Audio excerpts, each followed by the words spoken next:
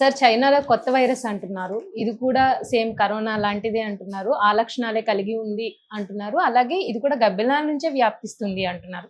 అసలు ఈ లక్షణాలేంటి సార్? ఈ వ్యాధి లక్షణాలేంటి? అలాగే ఇది కనుక ప్రబలితే మనకి పాండమిక్ అయ్యే అవకాశం ఉంటుందా? సౌత్ చైనా మార్నింగ్ పోస్ట్ అనే ఒక పత్రికలో ఒక రీసెర్చ్ రిపోర్ట్ బయటకొచ్చింది. ఆ రీసెర్చ్ రిపోర్ట్ ప్రపంచాన్ని మరొకసారి ఉలిక్కి పడేట్టుగా చేసింది. ఇప్పుడు ప్రపంచవ్యాప్తంగా మొత్తం అన్ని రకాల వార్తా సంస్థలు ఈ న్యూస్ని ఫ్రంట్ పేజీలోకి తీసుకొచ్చాయి, చర్చలు మొదలుపెట్టాయి. ఇది ఒక రకంగా ఆందోళన కలిగించే వార్తగానే మనం చెప్పుకోవచ్చు. ఏంటంటే చైనాలో గతంలో మనకి కోవిడ్ సంబంధించిన వైరస్ ఏదైతే ఉందో అది వుహాన్ ఇన్స్టిట్యూట్ ఆఫ్ వైరాలజీ అని చైనాలో ఉంటుంది. ఈ వుహాన్ ఇన్స్టిట్యూట్ ఆఫ్ వైరాలజీలో ల్యాబ్ నుంచి అది బయటకు వచ్చింది అనేది ప్రధానంగా మనకి ఇప్పటికి కూడా ఉన్న న్యూస్. అంటే చైనాలో ఆ ల్యాబ్ లో వీళ్ళు ప్రయోగాలు చేస్తూ అక్కడి నుంచి అది లీక్ అయి బయటకు వచ్చి వుహాన్ పట్టణంలో ముందు వ్యాపించి తర్వాత చైనాలోని మిగతా ప్రాంతాలకి అక్కడి నుంచి ప్రపంచం అంతా వ్యాపించింది.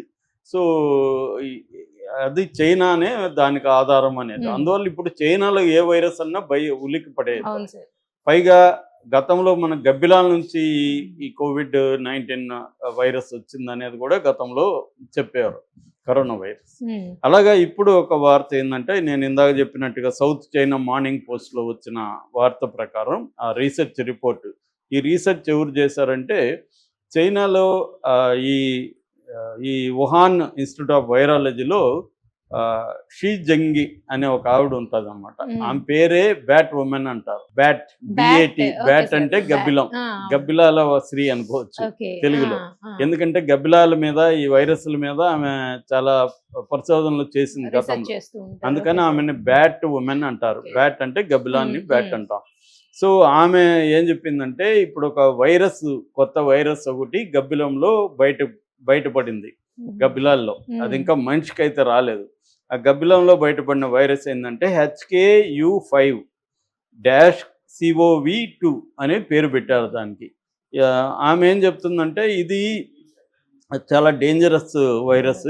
ఆల్మోస్ట్ కోవిడ్ సార్స్ అంటారు కదా, సార్స్, COVID-2 ఇవన్నీ ఉన్నాయి, అదే రకమైంది. ప్రధానంగా ఇది ఏమంటే పొటెన్షియల్ అనమాట, స్పిల్ ఓవర్ పొటెన్షియల్ అంటారు. స్పిల్ ఓవర్ పొటెన్షియల్ అంటే యానిమల్ నుంచి హ్యూమన్ బీయింగ్కి రావడానికి ఆస్కారం ఉన్న వాటిని స్పిల్ ఓవర్ పొటెన్షియల్ అంటారు. ఇది ట్రాన్స్మిట్ యానిమల్ నుంచి హ్యూమన్కి ట్రాన్స్మిట్ అయ్యే పాజిబిలిటీ ఉంది అనేది ఆమె రాశారు. అట్లాగే ఇది పిపిస్టెల్లస్ బ్యాట్స్ అని గబ్బిలాల్లో ఒక రకం పేరు, పిపిస్టెల్లస్ బ్యాట్స్ అంటారు. వాటిలో ఈమె ఉందనేది ఈమె చెప్పింది అనమాట. హాంకాంగ్ యూనివర్సిటీ కూడా దీన్ని కన్ఫర్మ్ చేసింది. సో ఇప్పుడు ఇది బేసిక్గా ఏంటంటే దీని మీద ఇంకొంతమంది సైంటిస్టులు, వైరాలజిస్టులు వీళ్ళు స్పందించారు. వాళ్ళు చెప్తున్న దాని ప్రకారం ఇది మెర్స్ అనే ఒక వైరస్ గ్రూప్ ఉంది. మెర్స్ అంటే మిడిల్ ఈస్ట్ రెస్పిరేటరీ సిండ్రోమ్ అనమాట. రెస్పిరేటరీ సిండ్రోమ్ దానికి దగ్గరలో ఉందంట ఇప్పుడు నేను చెప్పిన HKU5 వైరస్. ఈ మెర్స్కి దగ్గరగా ఉంది. సో ఇది హ్యూమన్ బీయింగ్కి రాలేదు కాబట్టి దాని గురించి అది హ్యూమన్ బీయింగ్కి వస్తే గానీ మనకి ఏ లక్షణాలు ఉంటాయి ఎలాగని చెప్తాము. బట్ మెర్స్ దగ్గరగా ఉంది కాబట్టి మెర్స్ లక్షణాలే దీనికి కూడా ఉండే అవకాశం ఉంది అనేది ఇప్పుడు చెప్తున్నారు అన్నమాట. సో వాళ్ళు చెప్పేది ఏంటంటే మామూలుగా సిమ్టమ్స్, కరోనా వైరస్కి ఎలాంటి సిమ్టమ్స్ ఉన్నాయో దీనికి కూడా మోస్ట్లీ అలాగే ఉంటాయి. అంటే ఫీవర్గా ఉండడం, గొంతు నొప్పి, దగ్గు, ఊపిరాడకపోవడం, తర్వాత వాంతులు, విరేచనాలు, ఆర్గాన్ డ్యామేజ్, ఫైనల్గా ఆర్గాన్ డ్యామేజ్, వైటల్ పార్ట్స్ అంతా ఇదైపోవడం, న్యూమోనియా రావడం, ఫైనల్గా డెత్కి దారి తీయడం అనేది లక్షణాలు అని చెప్తున్నారు.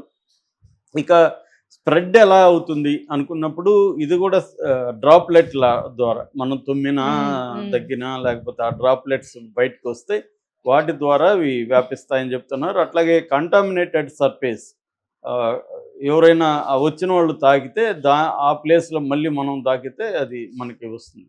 అందుకని పబ్లిక్ వెళ్ళేటప్పుడు గ్లోవ్స్ వేసుకోవడం, తర్వాత మాస్క్ వేసుకోవడం అవసరం. ఏంటంటే వాళ్ళు తాకిన దగ్గర మనం తాకితే అవి వచ్చే అవకాశం ఉంది. అట్లాగే ఇది హైలీ ట్రాన్స్మిషబుల్ అని కూడా చెప్తున్నారు ఈ వైరస్. అంటే ట్రాన్స్మిషబుల్ అంటే స్పీడ్గా వ్యాపిస్తుంది, ఒక దగ్గర నుంచి ఇంకొక దగ్గరికి స్పీడ్గా వ్యాపిస్తుంది. అయితే దీని ట్రీట్మెంట్ కూడా ఆల్మోస్ట్ కరోనా వైరస్కి ఏ రకమైన ట్రీట్మెంట్ ఇచ్చారు అప్పుడు, రెమెడీసివిర్ అనే ఇంజెక్షన్ ఇవ్వడం అవన్నీ చూసాము. అట్లాగే స్టెరాయిడ్స్ ఇచ్చారు. దీనికి కూడా అలాంటిదే, మామూలు ఫీవర్ వీటికి ఇచ్చే పారాసెటమాల్, డోలోలు ఇవే ఇస్తారు.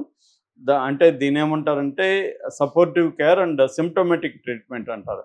అంటే సిమ్టమ్స్ ఏవి ఉంటే, ఇప్పుడు సోర్ థ్రోట్ ఉంది, సోర్ థ్రోట్కి ఏమి ఆ సిమ్టమ్ పోవడానికి ఏమేమి చేయాలో అది సిమ్టమేటిక్ ట్రీట్మెంట్. అసలు జబ్బుకి కాదు, వైరస్కి కాదు. సో మామూలుగా మనకి జనరల్గానే మన ట్రీట్మెంట్లో చాలాసార్లు ఇప్పుడు సీజనల్గా వచ్చే వైరస్లు వీటికి చాలా వాటికి కూడా మందులు లేవు, సిమ్టమేటిక్ ఇస్తారు. జ్వరం ఉంటే జ్వరం తగ్గడానికి ఇస్తారు, గొంతు నొప్పి ఉంటే దగ్గు ఉంటే దానికి ఇస్తారు తప్ప దానికి మూల కారణమైన వైరస్కి ట్రీట్మెంట్ లేదు, చాలా వైరస్లకి లేవు. అందుకనే అదే సామెత ఉంది కదా, జలుబు వస్తే మందు వేసుకుంటే వారం రోజుల్లో, వేసుకోకపోతే 7 రోజుల్లో తగ్గుతుంది. అలాంటి పరిస్థితి అనమాట. అంటే ఆ సిమ్టమ్స్ని ఇబ్బంది పెడతాయి కాబట్టి వాటిని తగ్గించడానికి ఇస్తారు. అట్లాగే సపోర్టివ్ కేర్ ఉంటుంది. రెండోది ఏమంటే ఇప్పుడు ఈ HKU5 వైరస్ ఏదైతే ఉందో అది కోమార్బిడిటీస్ అంటారు. కోమార్బిడిటీస్ అంటే ఆల్రెడీ 1-2 జబ్బులు ఉంటాయి. ఫర్ ఎగ్జాంపుల్ ఇప్పుడు బీపీ, షుగర్ ఉంటాయి. అలాంటి వాళ్ళకి ఇది ఎక్కువ వచ్చే అవకాశం ఉంది. అంటే వల్నరబుల్గా ఆల్రెడీ ఉంటారు కాబట్టి వల్నరబుల్గా ఉండే ఇమ్యూన్ సిస్టమ్ ఉన్నప్పుడు ఇది అటాక్ చేస్తుంది అనేది ఈ సైంటిస్టులు చెప్తున్నారు. అయితే ఇది పండమిక్గా వ్యాపిస్తుందా మళ్ళీ, అంటే ఇంతకుముందు ఎట్లాగైతే కరోనా వైరస్ వ్యాపించిందో అలాగే వ్యాపించే అవకాశం దీనికి ఉందా అన్న ప్రశ్న, అదే కదా భయపెట్టేది అందరినీ.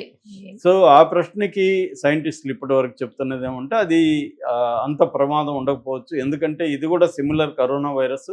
ఆల్రెడీ మనం మ్యాక్సిమం ప్రపంచంలో అన్ని దేశాల్లో కూడా వైరస్ వ్యాక్సిన్లు తీసుకున్నారు కాబట్టి కొంత ఇమ్యూనిటీ కూడా పెరిగింది జనాల్లో. అందువల్ల ఇది కరోనా వైరస్ లాగా అటాక్ చేసి పాండమిక్గా మారే పరిస్థితి ఉండకపోవచ్చు. అంటే ఏది కూడా నిర్ధారణంగా చెప్పరండి. WHO ఎవరు కూడా 100% ఇదని చెప్పరు.